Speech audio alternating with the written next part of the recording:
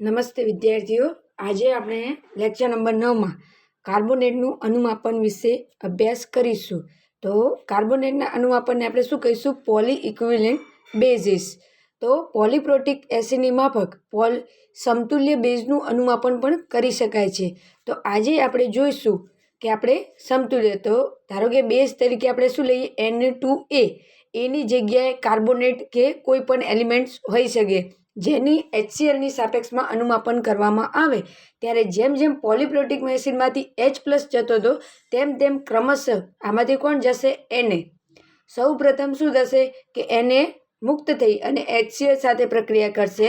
બીજી હોય, જો Na2ની સંખ્યા જેમ જેમ વધતી જાય તે રીતે. તો આપણે અહીંયા Na સોડિયમની સંખ્યા 2 છે, તો એનો તબક્કાવાર અનુમાપન થશે. બરાબર. તો હવે થશે શું જ્યારે અનુમાપન કરાવીશું ત્યારે? તો તબક્કાવાર તો પહેલું અનુમાપક ઉમેરતા પહેલાં, તો અનુમાપક ઉમેરતા પહેલાં ફ્લાસ્કમાં સંપૂર્ણપણે આપણું નિર્બળ બેઝ હશે. બરાબર. તો એ શેના તરીકે વર્તશે? નિર્બળ મોનોસમતુલ્ય બેઝ તરીકે વર્તશે. જ્યારે પ્રથમ સમતુલ્ય બિંદુએ આવશે ત્યારે સોડિયમ કાર્બોનેટ અથવા તો કોઈ પણ લઈએ જે શેમાં ફેરવાઈ જશે? હાઇડ્રોક્સાઇડમાં, અને જે બફર તરીકે વર્તશે.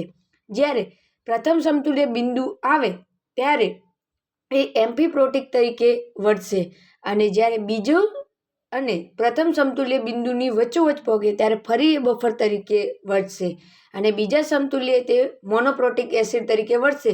એટલે કે તેમાંથી એક સોડિયમ શું થઈ ગયો હશે? મુક્ત થઈ ગયો હશે, અને બીજા સમતુલ્ય બિંદુ પછી એ પ્રબળ એસિડ તરીકે વર્તશે. જેનો મતલબ એમ થાય છે કે હવે આપણા ફ્લાસ્કમાં એસિડનું પ્રમાણ વધી રહ્યું છે. તો જુઓ, આપણે ઉદાહરણ તરીકે શું લઈએ છીએ? Na2CO3.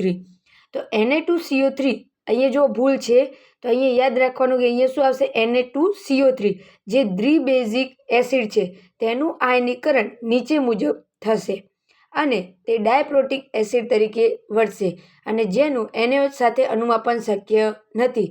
તો એનું કારણ શું છે? તો કે એના બીજા તબક્કામાં, એટલે કે એનો વિયોજન અચળાંક K2નું મૂલ્ય 5.6 × 10⁻11, જે ખૂબ જ ઓછું કહેવાય, અને જેથી તેને આશરે જ માપવામાં આવે છે.